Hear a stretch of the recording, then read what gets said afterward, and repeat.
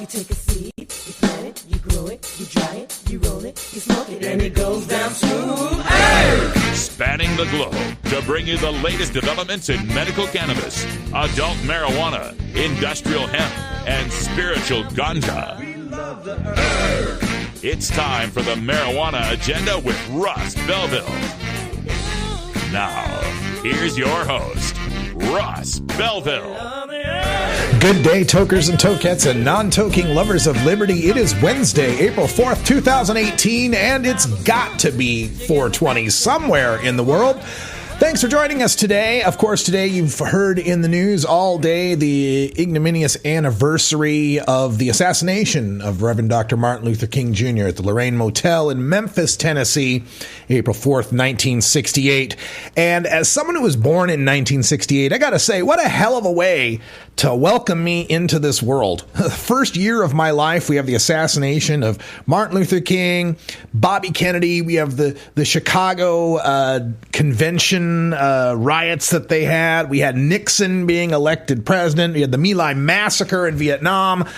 Boy, that's not easy being 50, but Dr. King assassinated 50 years ago today, and that brings up the subject of today's Radical Rant, where I'm going to discuss racial reconciliation in America, which is impossible so long as we continue this war on certain American citizens using non-pharmaceutical, non-alcoholic, tobacco-free drugs. That's right, the war on drugs is racist. It's not controversial to say so. We're going to take a look back at just how racist it is, the history of our war on drugs and the people behind it, and a look at Martin Luther King himself, how he was more than just the lovable civil rights icon we all think of, but he was a radical revolutionary who was taking on not just civil rights, but capitalism itself. So we'll take a look at a few of his quotes that maybe you don't hear as often as I Have a Dream.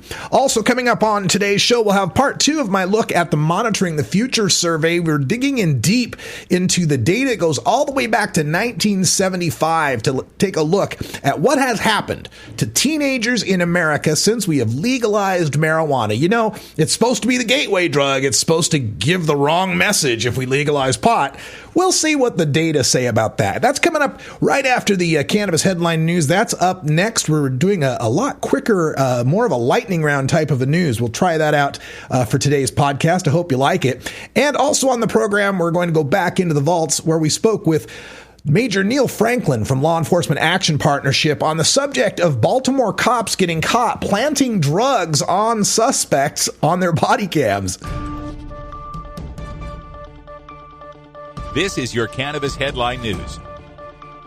Brought to you by MarijuanaMoment.net, the complete source for all your marijuana news in one morning newsletter from Marijuana Majority Founder Tom Angel. Subscribe today for free at MarijuanaMoment.net. This is your Cannabis Headline News for the week of Wednesday, April 4th, 2018. I'm Russ Belville. Legalizing marijuana for recreational use lowers opioid prescribing even more than medical marijuana laws do. That's the conclusion of a new study published by the American Medical Association. Authors concluded that state implementation of medical marijuana laws was associated with a 5.88% lower rate of opioid prescribing, while states with adult legalization of marijuana were associated with a 6.38 lower rate of opioid prescribing.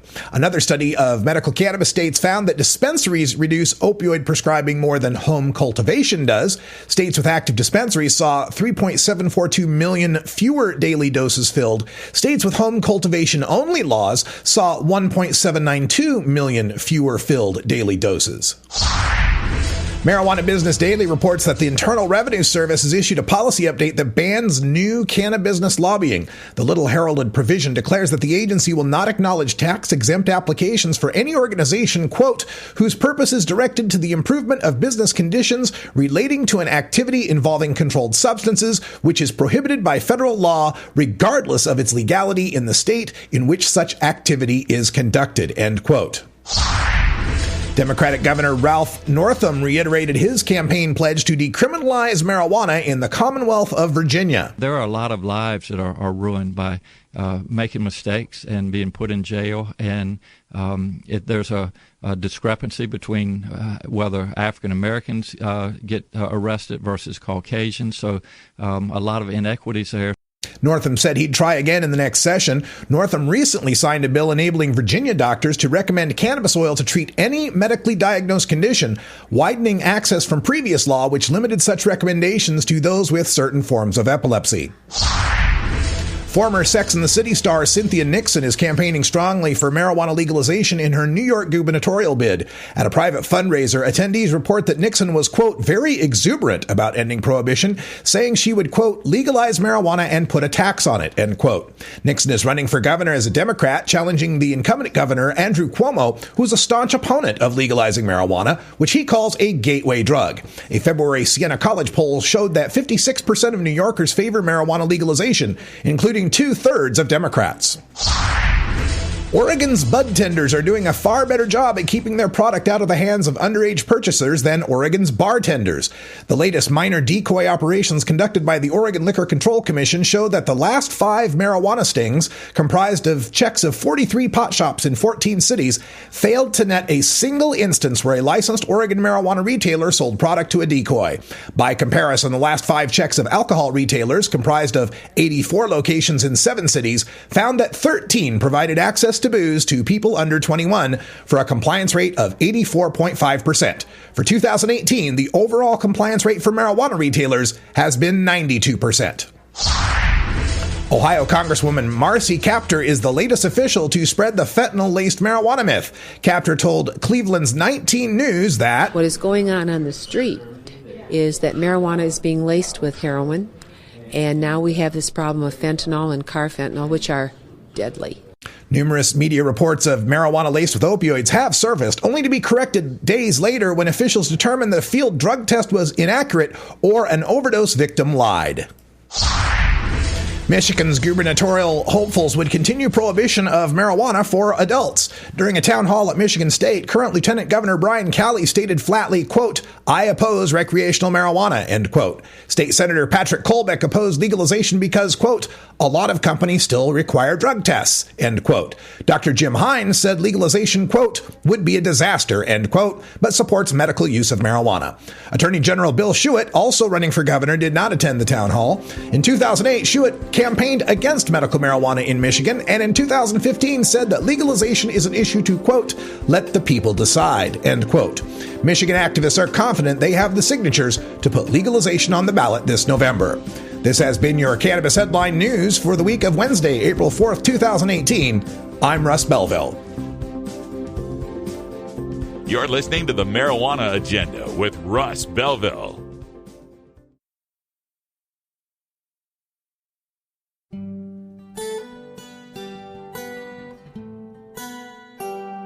The Marijuana Agenda free podcast is available on iTunes, iHeartRadio, Stitcher, TuneIn, Google Play, SoundCloud, and on our Facebook page at MJ Agenda. Free video archives are available at the Radical Russ channel on YouTube.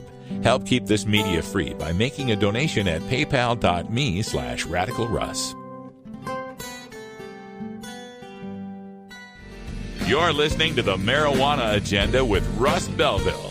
Hey, I am your stoner. Learn more at mjagenda.com. This year in the United States, the opioid overdose crisis will take over 60,000 American lives. The use and abuse of alcohol will claim over 90,000 American lives. But the government still wants to crack down on Americans who smoke marijuana, which has never killed anybody. If this were a war and the enemy killed 150,000 Americans, would we go invade some country that had nothing to do with it? Wait, don't answer that. Skip that part. Looking for the 420 friendliest way to visit beautiful legal Potland, Oregon? I'm Lori Duckworth, inviting you to come stay with us at Delta 9 House and Studios. You get your own private room with queen bed and access to our high-speed Wi-Fi, premium entertainment system, and more. We'll even cook you breakfast. Look us up on Facebook at Delta 9 House. That's facebook.com/Delta9House. Delta 9 House is booked through Airbnb.com. City of Portland permit number 17-159855.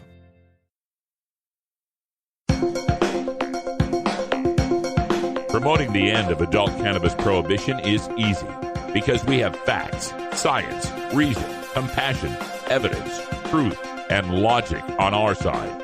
It's even easier when researchers catalog it all for us. Learn how to gather the facts on marijuana use, arrests, seizures, rehabs, drug tests, and more on this edition of Drug War Data Mining.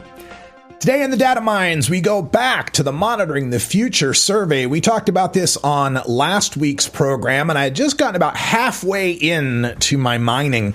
What I've been doing is taking all of this data that is provided on a PDF file and meticulously copying and pasting it into Microsoft Excel so it could actually be usable by people, by researchers, by journalists, by anybody who cares about this. Any drug war data geeks out there, this file is for you, and it's now available through my Marijuana Agenda website. If you go to mjagenda.com and you're a $9.99 a month patron, you can download 2 Excel files that I've now uploaded. One that contains all of the data tables and another one that contains all of the pivot charts. So you can look at the raw data itself, or you can chart it out in some beautiful full color charts that we'll take a look at. And again, this is for the $9.99 VIPs. And if that's too much per month, hey, just join for 1 month, download your files, and then unjoin. I'm fine with that.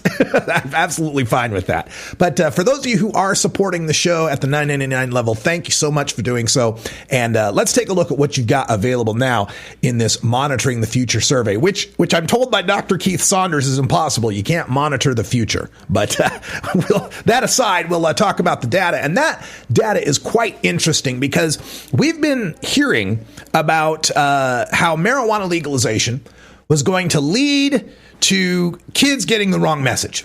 Oh my God, if we legalize weed, kids will think drugs are okay. They'll get the wrong message. They'll think drugs are okay. And we all know marijuana is the gateway drug. Marijuana is the gateway drug. It's going to lead them straight to heroin. They get addicted. They'll die of a fentanyl overdose, right? That's what we've been told.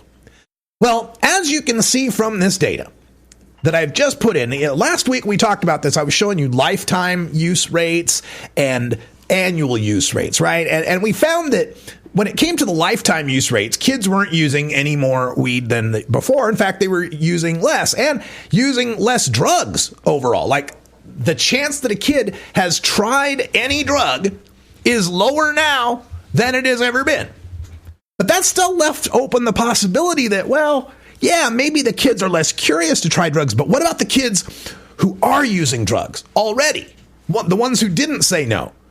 Are they using it more often? Are they more likely to be involved in a habit? That is, the kids who experimented, maybe it didn't affect them, but the kids who were hooked, maybe it did affect them. But as you can see from this data on the screen, this is from the drug use tables. And one thing you can notice about the drug use tables is how I've color-coded all the drugs. All the drugs have a specific color to them, right? Blue, red. And I've kept them in families, like all the cocaine drugs are red, and all the pills are blue, and all of the hallucinogens are purple, and all of the plant-based drugs are green, right? So there's some method to my madness there. But what we've got on this chart is a look at the monthly use rates of any particular drug. Has a kid tried this drug? Has a kid used this drug in the past month, in the past 30 days? Now, that could be every day. That could be once at a party that month. But did the kid use drugs this month? And we go back all the way to 1975, and we're talking about 12th graders in this chart. 12th graders' use of drugs. And where you see the red represents the rates that were in the top 5 of most use.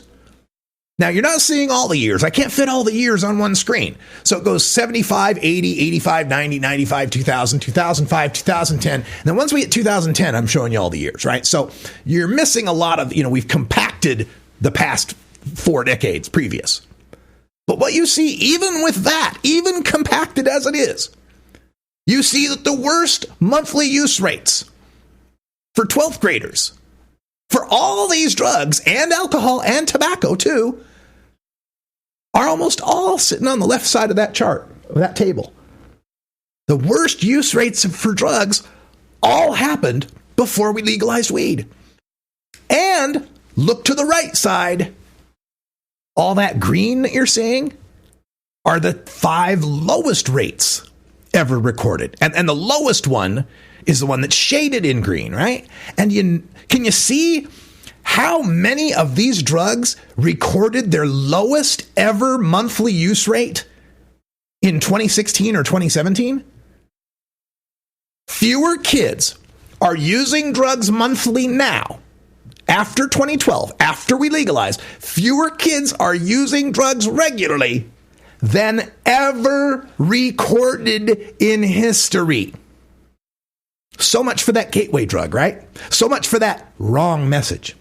And on the far right column, you can see just how much that drug use rate has declined on a relative basis from its absolute peak. And overall, for all drugs, 2/3 less drug use than its absolute peak. 2/3 less drug use. So when you hear the president coming out and saying, oh, we've never had a drug problem like this before. We've never had a problem. Not when you take a look at the use rate among kids. It's lower than it's ever been recorded. Apparently, they're not getting the wrong message about drugs because of the legalization of marijuana. Now, if you download this chart, these tables, you're going to find all sorts of great information in the charting file.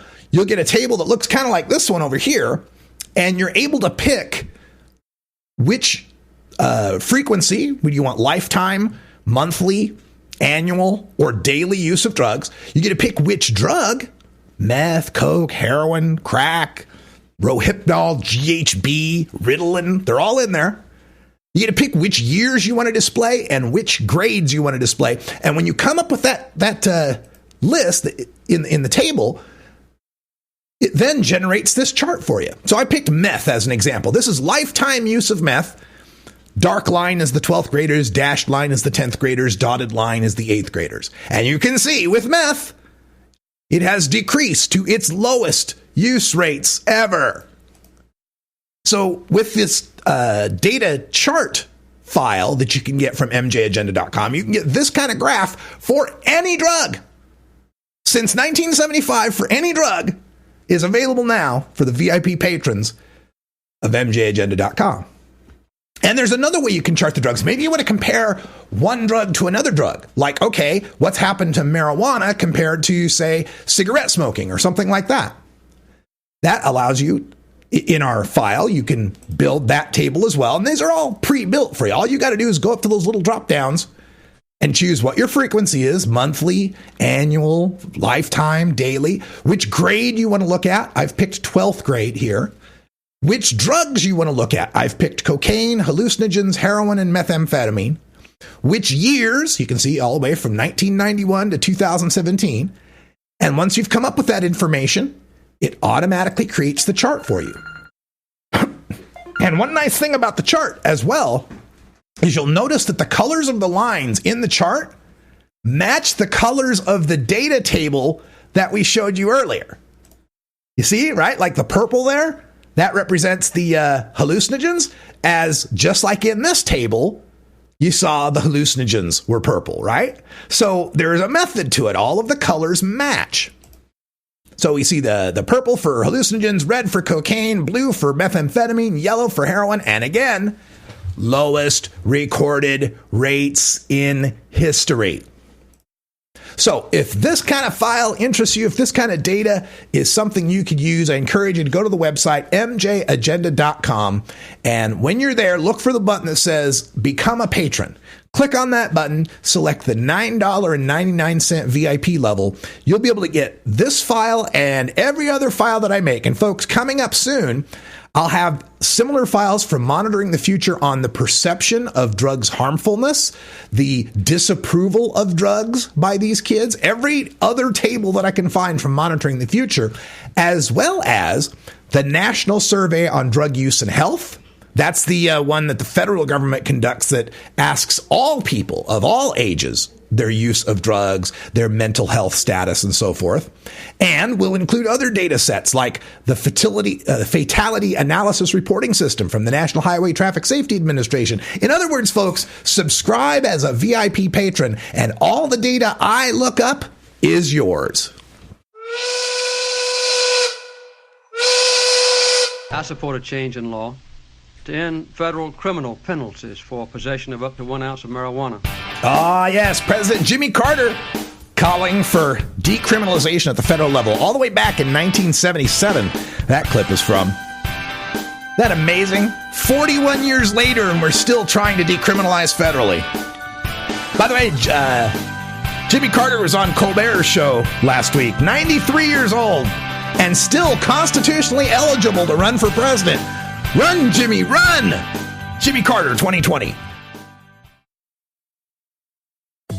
If you work in the cannabis industry, consume marijuana, or just support freedom, you need to know about breaking policy news that affects you. Marijuana Moment is the daily newsletter that helps you stay on top of all the latest and most important state, federal, and international cannabis developments. Brought to you by longtime legalization activist Tom Angel, Marijuana Moment puts a concise yet comprehensive overview of cannabis news in your inbox early every weekday morning. Wake up to Marijuana Moment and rest assured you'll be ready for the cannabis news that's driving the day. Subscribe now at marijuanamoment.net. You're listening to the Marijuana Agenda with Russ Belville. Where'd you learn that, Cheech? Drug school. Learn more at mjagenda.com.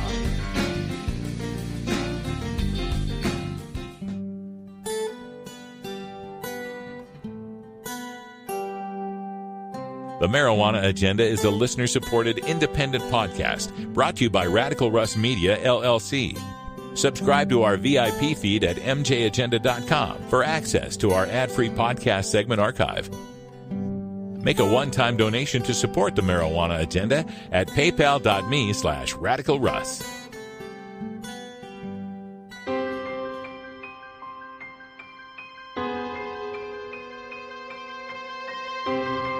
Now, in the interest of fair and balanced journalism, the Marijuana Agenda presents this anti-drug public service announcement. When I was 15, 16, I took drugs. And I spent a lot of time hanging out with people who usually I wouldn't even want to deal with. I got really tired of that feeling of letting things happen to me instead of making things happen. But you know, you can't make things happen if you're on drugs. It's just not possible. So look, have a little faith in yourself. Life can be pretty fun if you're straight.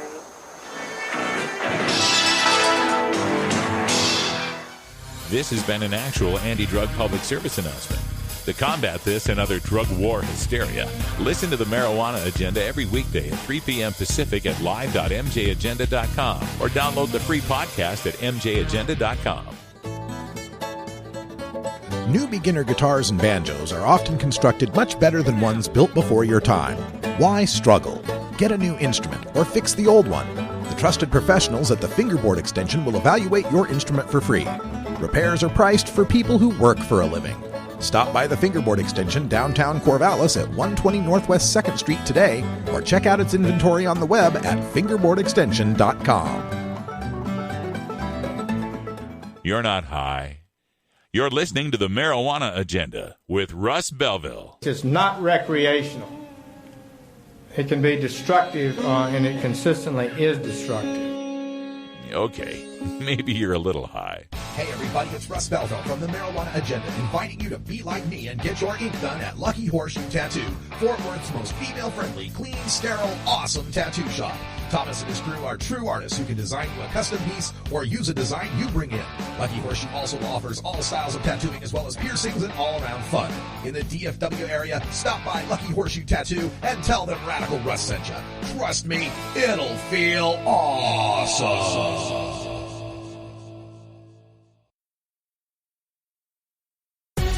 This is Police for Reform, brought to you by Law Enforcement Action Partnership at LEAP.cc. LEAP is a group of law enforcement professionals advocating for criminal justice reforms in the areas of drug prohibition, mass incarceration, asset forfeiture, community policing, and more. LEAP provides qualified speakers across the world to speak with authority on criminal justice issues. We visit with one such speaker now in Police for Reform. Welcome to another edition of Police for Reform, the podcast for Law Enforcement Action Partnership. I'm Russ Belville, and joining us today we have the Executive Director of LEAP. It's Major Neill Franklin joining us. Welcome back, Neill. Russ, it's great to be back. Thanks for having me. I couldn't have thought of a more perfect person to get on the show to address the most recent scandal that's taking place out of Baltimore, where the police department was caught not once but twice on body cams in what appears to be incidences of, at best, recreating evidence collecting of drugs, and at worst, planting evidence of drugs. And you worked in the Baltimore Police Department for a long time in education and training. So what is going on in Baltimore, Neill? What can we tell our listeners about this scandal? Well, first, let me say that nowhere in our training or in our policies, and you're right, I was the head of training from 2000 to 2004 in the Baltimore Police Department. Not only in our training specific to the Baltimore Police Department, but in the Maryland Police Correctional Training Commission, which is the regulatory body for all training of police officers in the state of Maryland. There's nothing in their 700-plus objectives that has anything to do that instructs anyone on recreating the collection of evidence. It just doesn't exist, and it doesn't make sense. Which therefore leaves these two episodes very, very questionable. I think that they speak for themselves. You just don't. This isn't the movies. You don't recreate evidence collection because the importance of that, and these police officers know what the importance of evidence collection is. That it has to be articulated accurately. You have to speak to it truthfully, and you can't recreate something point for point for point for point. You're always going to miss something, omit something, or add something that could be extremely problematic when it comes to testifying in court. So it makes no sense. We don't teach it. We wouldn't dare teach it or instruct it or build any type of program around recreating the collection of any evidence. And what's concerning about this is after we saw what happened in Ferguson, we saw numerous cell phone cam incidences of police behaving badly, let's say. There was a lot of call for, hey, we need to have these body cams. We got to have body cams on the police so we can make sure that the interactions are being accurately recorded. But in these situations, we got cops that are turning the cams off, turning them on, using them to fabricate evidence. What can we do with body cams, or body cams not the solution? What do we do about this? Well, it goes to show that there's, along with the good that comes from body cams, comes the bad. And, despite these two occurrences, and I'm sure that there are probably more throughout the country, the benefit of having body cams, so let's get that out right now. The benefit of having body cams greatly outweighs this type of activity by our police officers. So what do we have to do? We go back to the drawing board. We look at policy. We look at oversight. We look at accountability, and we start recreating policy. We start rewriting policy to fix these holes that we're seeing. As technology improves, I think we'll be able to solve some of that. As battery life improves, I think we'll be able to have these things running 24/7 in the background. And along with that, policy will change to deal with that. But we always have to be searching for solutions to problems like this. So I hope that no one's thinking that, well, let's get rid of the body cams because here we have problems. No, as I said before, the benefits greatly outweigh situations such as this. I mean, number one, we know that when people are wearing body cams, we know that when people are using their cell phones to record, you know what? People on both sides behave better. The cops behave better, and the citizens behave better. And then when things don't go as best as they possibly can, for the most part, we're collecting good evidence that can be used, that can be very useful in determining someone's guilt or innocence, and also in determining whether or not a police officer is using excessive force, whether they're being brutal, and in some cases that unfortunately result in the deaths of our citizens. So with respect to these body cams having an off button, is this a technological limitation? You mentioned something about battery life and such, or are there political considerations, say police unions that don't want every minute of the day filmed or something? Well, it's all the above. There is a technical aspect to it, limited battery life, but also from the political perspective, and also dealing with the privacy issues as well. I mean, many times police officers have to go into the homes of people, and the calls vary. And you need to be able to deactivate the recording. If you're in the home of a citizen, it could be a sexual assault case. It can be something involving some sensitive family matters and so on. So there should be some type of process for that. But all you need is accountability. All you need is the proper policy and accountability to deal with those situations. And then for the most part, they will record most of the time that they're being warned. The other political part regarding the union, yes, I mean, if I'm a cop, I got to relieve myself. There are things that I need to do that I really don't want recorded that are personal in nature also. I'm sure you don't want, I know I don't want to see it. I'm sure your listeners don't either. Now, you mentioned accountability as well, and one of the things that gets frustrating for observers of these issues of police malfeasance, speaking of the Baltimore cops, they're on paid administrative leave, and the Washington Post recently came out with an investigative report showing how cops are fired and rehired many times by the same department because the police union appeals the firing and there's some technicality that got missed. I mean, I think some people are worried that, there's no way of tracking bad cops. If a bad cop's rooted out of one department, he goes and moves to some other county or some other state and gets another job. What do you think about that issue of accountability and holding these bad cops to account? Yeah, so there are a couple key points here. Number one, in many of our states, not most, there's things such as the Police Officers' Bill of Rights. These are rights that have been afforded to law enforcement officers throughout the years because of improprieties at the managerial level.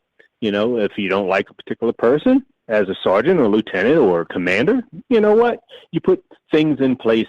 You get the wheels moving to get rid of them. A lot of that was also along the lines of race, where African-American police officers were being booted out of police departments with no protection. So here we now have the Police Officers' Bill of Rights. And we also have union contracts in many of our police departments that even go well beyond the Police Officers' Bill of Rights and the protections afforded there. And so when you have these very strong negotiated contracts, it's not only very difficult to get rid of the police officers, but there are also many windows, for bringing them back if you don't cross your T's and dot your I's in the investigations and so on. The other part of this on a national level that you mentioned, when police officers are terminated and they pop up somewhere else, either within state or out of state, there's a solution. There's a solution, Rush, for this. And, right now, the police officers are insured by the cities and towns and states that they work for. Blanket policies cover their behavior, their negligence, and when the civil suits are filed, it's usually the department and the jurisdiction that has to foot the bill, the taxpayers. How about we have insurance? Each police officer carries their own malpractice insurance, just like doctors do, similar to that. So now the police departments can pay the basic premiums, but any rise in premiums because of, like you have an accident with your car, what happens to your policy? Your premium goes up, right? So rises will be borne by the police officer. And you know what? If you have too many lawsuits, or maybe one is even enough if it's severe enough, then that insurance company drops you. Now, if you can't get insurance as a police officer anywhere in the country because of your record, because of your, your brutality and your excessive force complaints, then you know what? You can't be a police officer because you can't get insured. This is the kind of thinking that we need. I'm not saying that this would work, but have we ever looked at it? I don't think so. I haven't seen anyone try it. We just need to start thinking out of the box. We need to have databases that track police officers who have been terminated from police departments, so that when you do fill out an application for another police department across the country, pops up. There's a red flag. Well, let's do an investigation. We see that you have problems in this department. You were terminated from that, so we got to dig. It's all it takes. It doesn't take a lot, but we just haven't gotten to that point yet. We have, the Fraternal Order of Police, and we have other police unions across the country that make it difficult for us to move in this type of direction. Just common sense. Yeah, I agree. And I think this is something I'm really happy to hear about and glad that Law Enforcement Action Partnership is bringing this to the fore. Let's give some information to our listeners out there if they want to get involved with this reforming of our police and leading this popular charge by the people to try to come up with some sort of accountability. Can you give them some resources they could use? Absolutely. Well, the first one they can go to is our website. It's lawenforcementaction.org. Go to lawenforcementaction.org, and you'll see the different silos that we have there. And a lot of what we're talking about here on this show, Russ, is dealing with our first silo, police-community relations. Obviously, when we have problems like this, it is a great detriment to building positive relationships between police and community, which then lead to other things and other problems in society. So we have to solve for these things so that we can improve those relationships between police and community, deal with some of the disparity issues that we have across the country. And at the end of the day, the goal is, and let me just make something perfectly clear. LEAP, the Law Enforcement Action Partnership, we are pro-police. We are pro-citizens. We are pro the profession. We want things to be professional. We want strong relationships between police and community. We want the community and the police to be one, not something that you have to build a bridge between. They should be one. And that's the reason we do this work, among others, but that's one of the main reasons we do this work. We want the police to be held accountable. We believe we are cops. Russ, we are cops, yeah. We are judges, we are prosecutors, and we want our profession to be just that, extremely professional and one with the community. And you know what? We have to identify not just the systemic problems that we're dealing with, such as the war on drugs, all right, but we also have to identify and remove those problem police officers, problem commanders. And you know what? From time to time, you might have to redo a whole police department if it's that corrupt. Mm-hmm. Well said. Major Neill Franklin is the Executive Director of Law Enforcement Action Partnership. Check him out at lawenforcementaction.com and get more information today. Neill, thanks for joining us again, and I hope the news that we get out of Baltimore next time is much brighter. Thanks a lot, Russ, and thanks for having me on board. Things will improve in Baltimore. Just keep an eye on us. This episode was produced as part of the Marijuana Agenda with Russ Belville, the daily news and interview podcast covering the world of medical cannabis, adult marijuana, industrial hemp, and spiritual ganja. MJAgenda.com.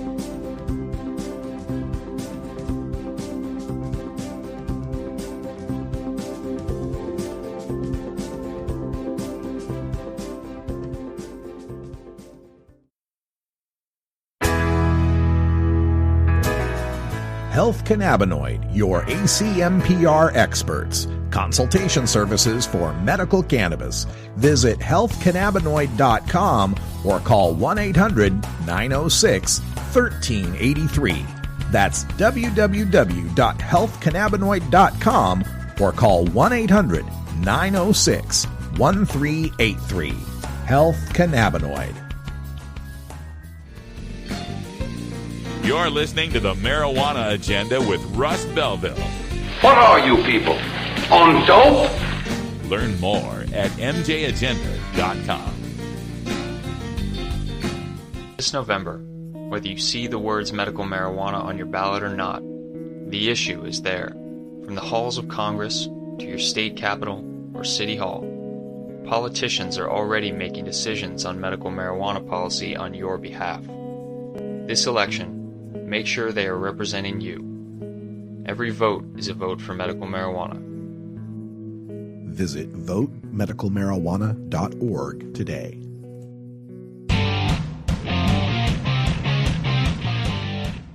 The Marijuana Agenda with Russ Belville is brought to you by Cannabis Kamikaze, a professional licensed producer from Canada producing 3 pounds per light.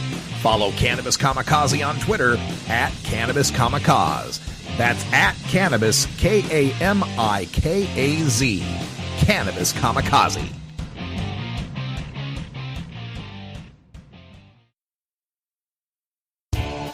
total war against public enemy number one. 10 federal criminal penalties for 1 ounce of marijuana. Marijuana is probably the most dangerous drug. Legalization is just another word for surrender. I experimented with marijuana and didn't inhale. This is not medicine. This is a Cheech and Chong show. Encourage people to use less drugs. I inhale. That was the point. I think it would be a mistake to legalize. Negative reports coming out of Colorado. Good people don't smoke marijuana. Radical rant. Well, as we mentioned at the top of the show, today is the 50th anniversary of the assassination of Reverend Dr. Martin Luther King Jr. in Memphis, Tennessee. And in just about 20 minutes from now, the bells will toll in Memphis to mark the time, the exact time, 6:01 Central Time, p.m., that he was killed. And as we think about this anniversary, I think it's important to bring up the fact that Dr. King wasn't killed simply because he fought for racial justice. It had a lot to do with it. Absolutely. The civil rights era was turbulent throughout the late 50s and throughout the 1960s. Absolutely, that had a lot to do with it, but it was not the only reason. In studying Dr. King, I find that he's fought against three evils he saw in society, not just racism, but also materialism and militarism. And it's those latter two, materialism in the form of capitalism and militarism in the form of colonization and endless wars, that I believe had a greater impact on leading to his assassination. I believe that as he started to challenge the power structure itself and the entire foundation of American capitalism, is when he became too dangerous for the FBI, too dangerous for the CIA, too dangerous for the powers that be. And as I was looking around the internet today, many people remembering Dr. King, I found a particularly good writer out there. She writes at iWriteAllDay_ and goes by the handle of Clarkeisha Kent. And she brought forth some quotes from Dr. King that a lot of folks just kind of gloss on over. Everybody, no, I shouldn't say everybody, but many people, especially white folks, want to make Dr. King some sort of lovable, huggable, gentle giant of a man when he was a radical revolutionary. And in his time was quite controversial and not a beloved, well-respected figure like he is today among all people. So here's some of these quotes from Dr. King that I hope give you some idea of what he was really fighting against. Dr. King said, quote, "Capitalism did not prosper out of the Protestant ethic of hard work and sacrifice. The fact is that capitalism was built on the exploitation and suffering of black slaves and continues to thrive on the exploitation of the poor, both black and white, both here and abroad." Quote, "The problems of racial injustice and economic injustice cannot be solved without a radical redistribution of political and economic power." Quote, It is a cruel jest to say to a bootless man that he ought to lift himself by his own bootstraps." Quote, "If peace means keeping my mouth shut in the midst of injustice and evil, I don't want it. If peace means a willingness to be exploited economically, dominated politically, humiliated and segregated, I don't want peace." Quote, "The Negro's great stumbling block in the stride toward freedom is not the white citizen's counselor or the Ku Klux Klanner, but the white moderate, who paternalistically says, 'I agree with you in the goal you seek, but I can't agree with your methods of direct action.'" Quote, "I knew that I could never again raise my voice against the violence of the oppressed in the ghettos without first having spoken clearly to the greatest purveyor of violence in the world today, my own government." Quote, "There aren't enough white persons in our country who are willing to cherish democratic principles over privilege." Quote, "However difficult it is to hear, however shocking it is to hear, we've got to face the fact that America is a racist country." End quote. And that's just the surface, just scratching the surface of what Dr. King had to say about capitalism, materialism, violence, an oppression in this society. And I would argue in this rant that the war on drugs, as it was constituted in the early 20th century, rose as a direct response to the dismantling of slavery and the dismantling, the beginning of the unraveling of Jim Crow. And that it continued and was fostered throughout these days as a tool to maintain a racial segregation, to maintain a permanent underclass, to ensure that there was an easy way to violate the civil rights of people in certain neighborhoods, people of a certain class. I smell marijuana just unlocks the Fourth Amendment just like that. Hell, we even seen Representative Joe Kennedy III, the scion of the Kennedy clan, the rising star in the Democratic Party who delivered the State of the Union response to President Trump. Joe Kennedy III was caught in a gaffe, accidentally speaking the truth, when he said he lamented the decriminalization of marijuana in Massachusetts because it took away from prosecutors the easy tool they had to go after the bad guys. Cops could no longer claim they smelled marijuana and use that as a pretext for a stop, use that as a pretext for a search. Yeah, Joe Kennedy III, some Democrat, right up there with Andrew Cuomo in New York. And this drug war, the evidence for it being a tool of racism, intended tool of racism, never intended to try to keep people safe, never intended to save the children from some sort of terrible outcome. No, intended from its beginning to be used as a tool to lock up certain people. We need only go back to Harry J. Anslinger. You knew he was coming. Harry J. Anslinger, the director of the Federal Bureau of Narcotics, which was the progenitor to the DEA, right? Back in the day, it was the Federal Bureau of Narcotics. He held this post from 1930 to 1962. This guy goes from Herbert Hoover all the way to JFK. 32 years this man set the tone from the top down for what our drug war policies would be. And here are some of his quotes. Here's some of the things this man thought and was fine with speaking openly. Quote, "Reefer makes darkies think they're as good as white men."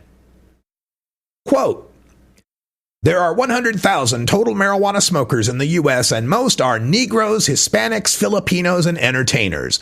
Their satanic music, jazz, and swing result from marijuana usage. This marijuana causes white women to seek sexual relations with Negroes, entertainers, and any others."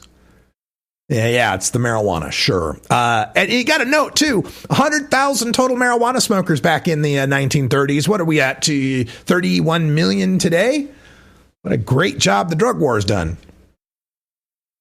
Quote, "The primary reason to outlaw marijuana is its effect on the degenerate races." This is a man who was in control of our drug policy for an entire generation. And the stark racism of Harry J. Anslinger is borne out in the statistics that we still see today. Black people, 3.7 times more likely to be arrested for marijuana than whites, more likely to be convicted, more likely to get a stiffer sentence. Yet the rates of marijuana use, the rates of marijuana sales, the rates of marijuana cultivation are pretty much even between the races. The drug war continued throughout the 30s, 40s, 50s, 60s, but didn't really gear up until the late 60s as marijuana became popular among young people, became a symbol of rebellion, became associated with protests of the Vietnam War and the draft, protests for black civil rights, for women's rights. It became synonymous with leftist ideology. And that leads us to where the drug war went from being just the feelings, the racial animosity built up under Harry J. Anslinger and his acolytes, to being codified and being structured into the war on drugs we know today. And of course, the man behind that would be none other than Richard Milhouse Nixon. Richard Nixon, 37th president of the United States, who infamously taped his White House.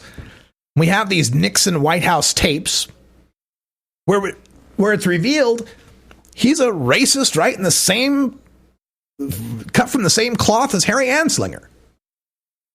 There was one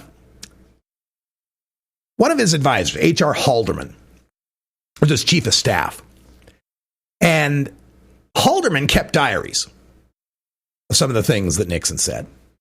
And there's one segment of the diary, this is reported in the New York Times in 1994, one segment of the diary that reads, quote, Nixon emphasized, he actually referred to him as P for president, but Nixon emphasized that you have to face the fact that the whole problem is really the blacks. The key is to devise a system that recognizes this while not appearing to. Pointed out that there has never in history been an adequate black nation, and they are the only race of which this is true. Says Africa is hopeless. The worst there is Liberia, which we built.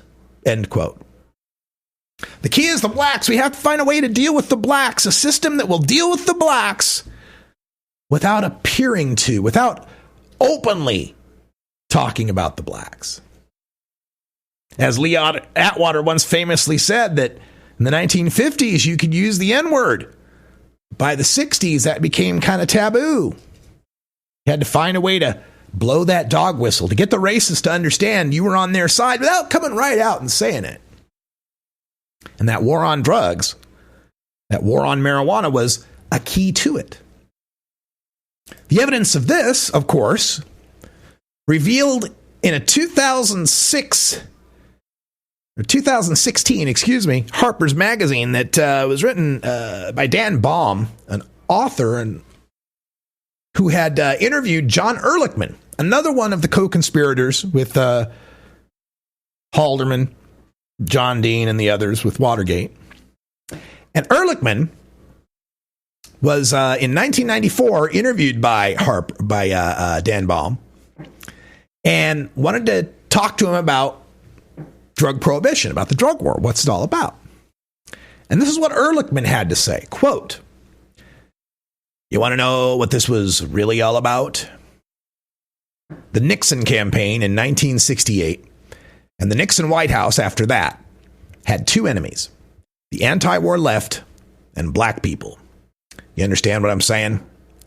We knew we couldn't make it illegal to be either against the war or black, but by getting the public to associate the hippies with marijuana and the blacks with heroin, and then criminalizing both heavily, we could disrupt those communities. We could arrest their leaders, raid their homes, break up their meetings, and vilify them night after night on the evening news.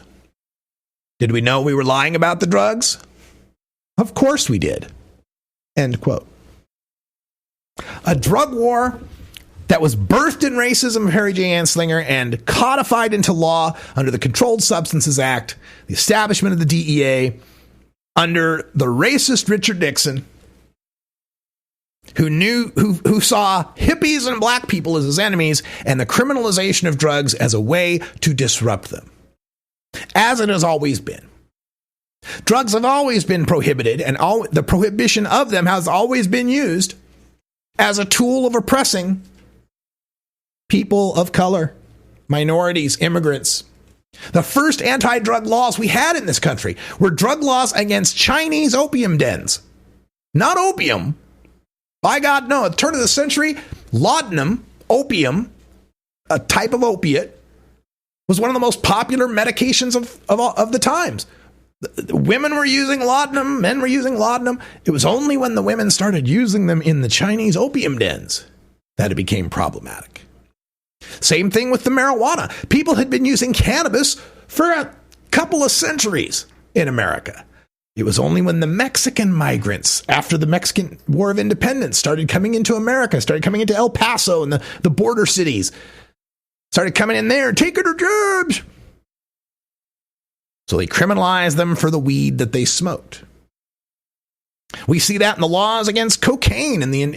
We had Sigmund Freud, for example, is a well-known cocaine user. People were using cocaine. Nobody thought of a problem with it until the black people started using it in the South.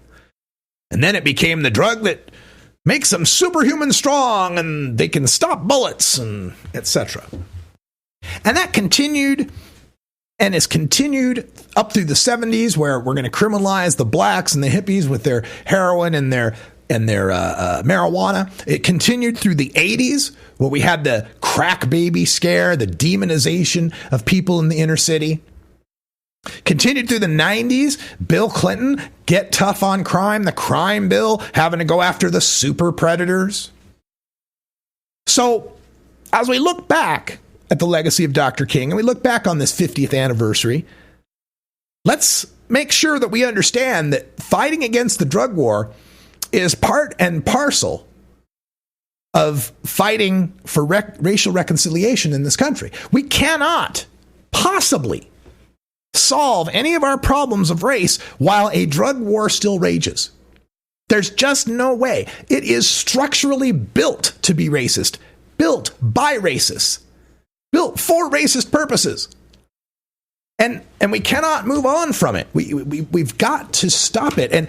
And I know that legalization of marijuana is a good start, but even in the legalization of marijuana, we see how structurally racist it is. How in ending its prohibition, black people are still being left out.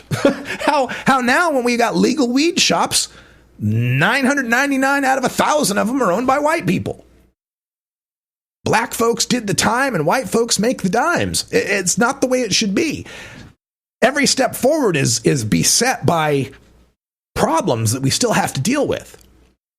And I believe that problem, the problem of disproportionate representation in cannabis business among minorities, is not solvable until we deal with the racial problems in our entire economic structure to begin with.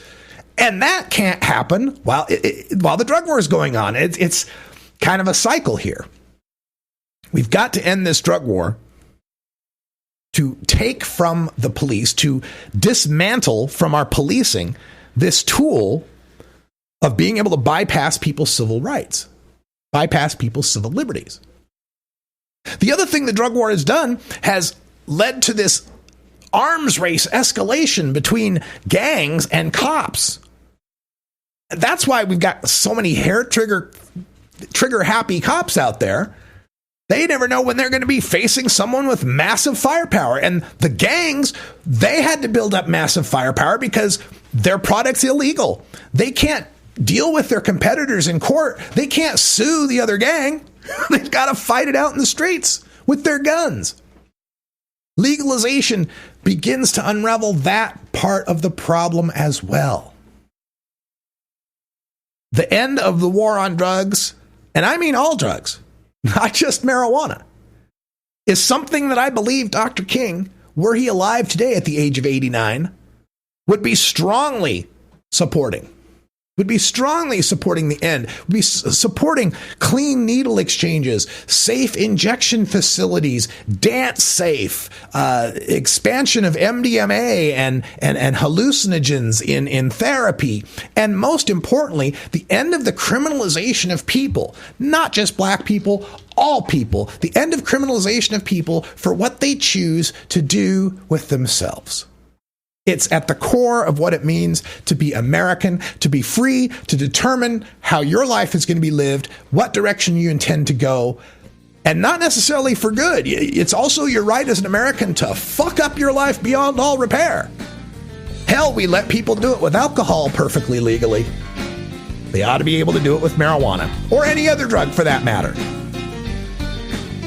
That's all the time we got for Hour 1 for our patrons out at mjagenda.com.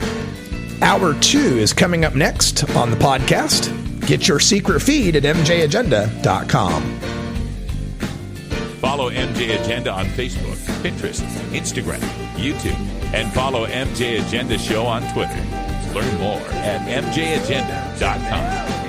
For everyone here at Delta 9 House and Studios, I'm Radical Russ Belville. Thanks for joining us. Check me out at radicalruss.com. And until next time, take care of each other, tokers. You take a seed, you plant it, you grow it, you dry it, you roll it, you smoke it, and it goes